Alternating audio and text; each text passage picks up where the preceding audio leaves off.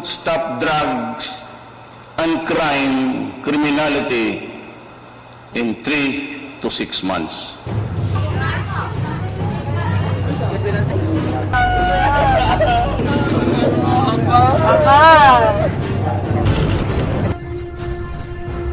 June 30, 2016. May sagubat indeklarar ti Datia Presidente Rodrigo Duterte dito'y Pagilian. Gubat anang ipanamnama ang madalusan ti Pagilian manipod iti droga. Ngem ado dagiti mangibaga, aray ito'y gubat ket napaay kenat adda. Anang pakaro iti problema, gapoy nagtultuloy ti panagwaras ti droga iti likod dagiti naraway anatay.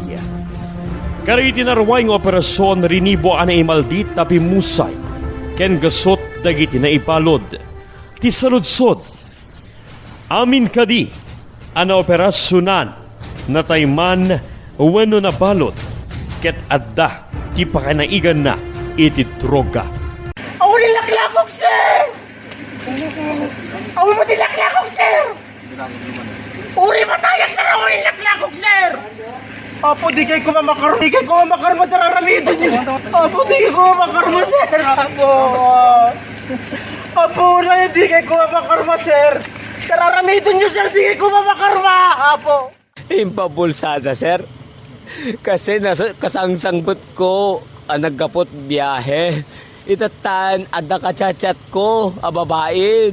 Itatan, akita dati, MMS yung sanguna kunana. Kunak bakat ko te brownies nga ginatangkot Marcias kunak. Itatayin at tatalo lalaki. Kimamat na kanya. Nagtarayak itayon. Ite binatog dakon. At kinaud at bulsak.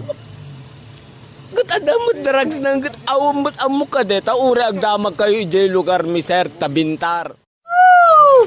Anak ko, tawagan ni abogado. Apo, pinasaksukan ka, sir! Sir, pinasaksukan ni! Ala, pinasaksukan ka, sir! Nakapuraw! Adakar ba mga kulimak ha? Naka-record ka di camera. Pinasaksukan ka! Adakar ba mga kulimak ha? Sarap mula amin dito yung kubagi. Nakasay-sayatak nga tao bububrad to yun eh. Ano kumakamu mo? Urang padrag tayo sa galang agus usar. Naimula wenno naipabulsa. Dagito'y dagiti kang ronaan ng IFFCAS dagiti agbalbali na subject kat anti-illegal drug bypass operation dito'y Ilocos Norte. Nupay naarestaren ti Datia Presidente babaen iti International Criminal Court gaboy iti kaso of crimes against humanity. Apay nga nagtali na ti pukaw dagiti tao nga isuda ket inosente ken biktima iti bulok a sistema. Ngem inkalintegaan ti Ilocos Norte Police Provincial Office ada gito'y nga aligasyon nagiti suspect ti bypass operation ken search operation dito'y probinsya ket may salaeng nga defense mechanism wenno wagasap na ilimed nga adda ti pananaiganda ti panaglako wenno panagusar iti illegal a droga. Segon kani Police Major Cyril Guzman, panakangiwa ti Ilocos Norte Police Provincial Office nga dumaldalan ti umno a proseso dagiti maiwayat nga anti-illegal drug bypass operation dito'y probinsya nga isu ti mangipaneknek nga awan ti panagimula ti ebidensya a mapas pasamak. Well, sa part po ng PNP is masasabi po namin na isa po itong defense mechanism ng mga suspect natin o yung mga subject natin. Kung makikita nyo naman po tuwing interview nila is yun po yung sinasabi nila. And sa PNP naman po is ginagawa namin yung tamang proseso ng pagtanggap ng bypass operation. Ngem kasano dagito'y subject kadadaan ti gem nga ebidensya amang ipaneknekmet nga isuda ket inosente ken napabulsaan laeng ti droga. Inbatad ni Attorney Jason Pereira, may sa private lawyer ken kameng ti sangguniang palunsod dito'y syudad. Adon dagiti kaso ana igeman na dismiss kalpasan nga dagiti CCTV footages anay datagi di korte amang ipaneknek nga saan adimalan ti umno a proseso dagiti Sumagmamano nga anti-illegal drug bypass operation nga isay siyangkat dagiti kameng ti Philippine National Police. Kuna na nga dadag iti kaso anaigaman na. No sa dino nakita iti CCTV ang magmagnalaing iti subject iti kenlaat nga dati ng gamat ken kuana nga otoridad. Inpeteng tinasaong abogado nga saan ang mayanatop daytoy. Inbarad na nga da kuma aktwal apa naglako iti nagbetan digiti otoridad ken subject nga umuna sakpay ang matiliw ti suspek ngam awan met rason no apay ang maakwit ti suspek. Kuna naga po kadagito yung kaso at dati posibilidad nga husto ti ipagbaga dagiti subject ang napabulsaan dalaeng wenno na frame up the babaen kadagiti otoridad. Inayo na pay nga adan dagiti gundaway nga ti korte na mismo ti mangipila ti reklamo administratibo kontra kadagiti law enforcers tapno maipaayan ti hustisya dagiti subject a biktima iti frame up. Well, Apo, for the past 17 years, Apo, I've been actively engaging myself as a private law practitioner, Apo. And during the course of my employment as such, Apo, at adumati nag-igaman tayo kaso including the defense involving drug cases. Ket ado di napaadas kong naggaman na we were able to establish the innocence of my client, Apo. Kapot ado CCTV nga mang paneknek nga han talaga na naglako dito sa kliyente Apo. For example, makita mi nga magmagnatay tao sa ginamatan latta Apo by our law enforcers. So, hindi magbagada nga at exchange nga napasama handang mapaneknekanan nata at ang CCTV nga pang paneknek. In my capacity as a defense lawyer, adutin na pangati ko by virtue of those CCTV recordings Apo nga mang paneknek ti mesang akusado nga innocent kaya Apo. Sir, tunggal subject iti baybas ka na yung ibaga nga napabulsaan da. Dagiti nga kaso nga naggamantay so nga tamang ipaneknek nga dagiti possibility nga susto dagiti nga statement da sir.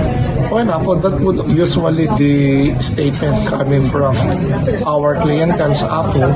So no nairanran na nga the CCTV iti lugar nga nakatiliwan na, then we can establish the version to defense nga indeed set up talaga the frame up tinapasamak Apo, which eventually the court will have no choice but to acquit the accused Apo. In mo ni Police Major Guzman, arito Ilocos Norte ket awampay ti kameng ti Philippine National Police ang nakaswan gapo iti planting of evidence.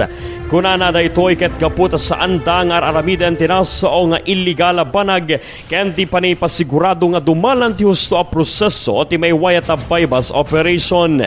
Segon iti panakangiwa ti Ilocos Norte Police Provincial Office, ti umuna nga adang aramiden dati bypass operation ket iti panagkalap nga umuna ti impormasyon wenno intelligence gathering sumaruno ti panakamonitor ti subject aging ga maiwaya ti operasyon.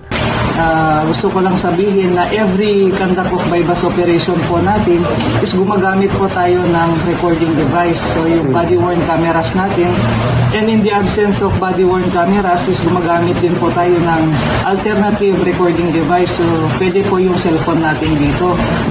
And pagka nagkakandak po tayo ng bypass operation, during the inventory of the seized items, dapat po andun po yung mga barangay officials, the presence of the media, and then the representative from the DOJ. In pakaamuna, ano mapaneknekan nga dayti aramida na panangibulsa ti ebidensya iti maysa kameng ti Philippine National Police ket mapilaan daytoy ti kaso kriminal wenno panakaibalo iti tumpal biag ken administrative case a posible a panakaikat ti serbisyo. Dito'y Pagiliana, Pilipinas. Addan dagiti kameng ti Philippine National Police asimango ti kaso gapo iti panagmulat ti droga. Pakiramanan dituya ni Patrolman Jeffrey Perez iti Caloocan City Police Station. Iti November 2022, kinumbiktaran ti Caloocan City Regional Trial Court Branch 122 ni Perez gapo iti panang torture ken panagimulat ti droga iti maysa nga agtutubo ani Carl Angelo Arnias ken Reynaldo Culota de Guzman.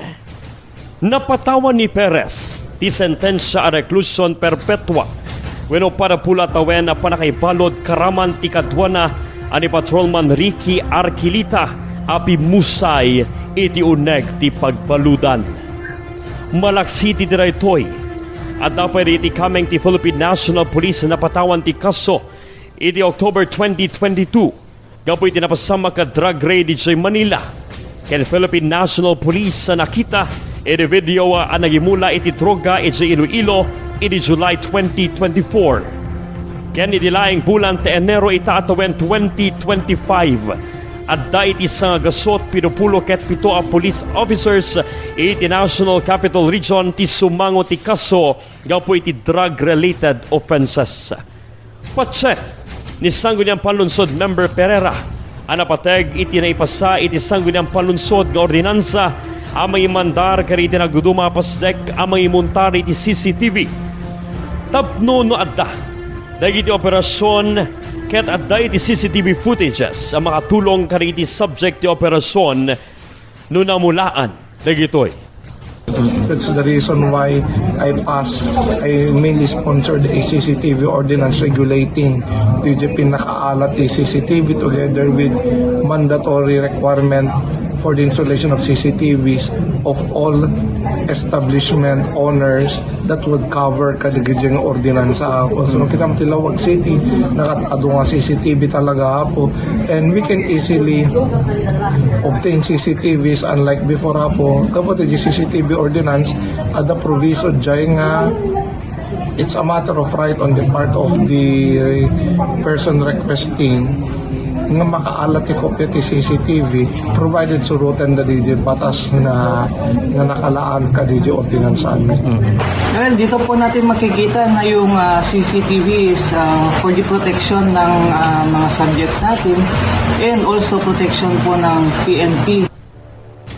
Dagiti alegasyon apan nakaimula ti ebidensya ket saan laeng as simple a kaso apan nagsalungasing iti paglintegan. Daytoy ket pakasekdan ti panagtalek, integridad, ken masakbayan iti pagilian. Kabayatan nga agtultuloy iti panagbirbirok iti kinapudno, ken hustisya para kada iti biktima ti panagimula ti ebidensya. May sa abanag tinalawag. Adon, dagiti nasayang ti masakbayan na. Nadadaya la pamilya, karagsenan dagiti biyag nga nasayang gapoy iti saan na pintas a sistema.